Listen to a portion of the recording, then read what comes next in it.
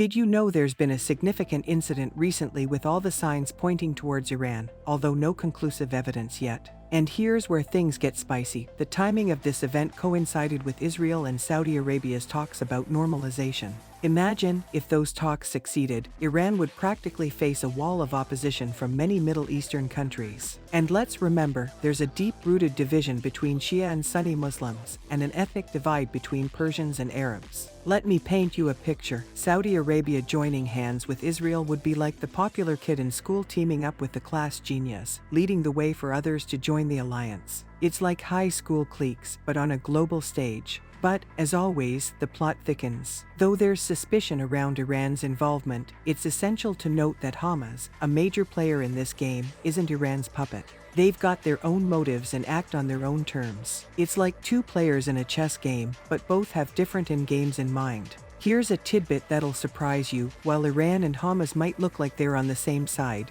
deep down, there's a massive divide. Picture this, two frenemies sitting on the same table, smiling at each other, but each ready to backstab the other for a discounted meal. So, what's next in this saga? From what I gathered, the situation looks dire. Israel, in response, is going all in, launching a massive search mission. It's like a detective story but on a grand scale. We're talking about hunting down a new, mysterious faction that suddenly emerged with aggressive tactics. They're turning every stone, hunting room by room, building by building. Imagine an action-packed movie scene but set in a densely populated zone with innocent civilians. And while all this unfolds, our attention turns west to the US. Even though the US seems to have missed this brewing storm, their ethos stands tall. They'll go to any length to rescue their citizens. It's the American way. But the dilemma here is a genuine cliffhanger. Do they go all in, deploying all resources to rescue a few, or do they take a strategic approach, tapping into Iran's knowledge since they might have some valuable intel?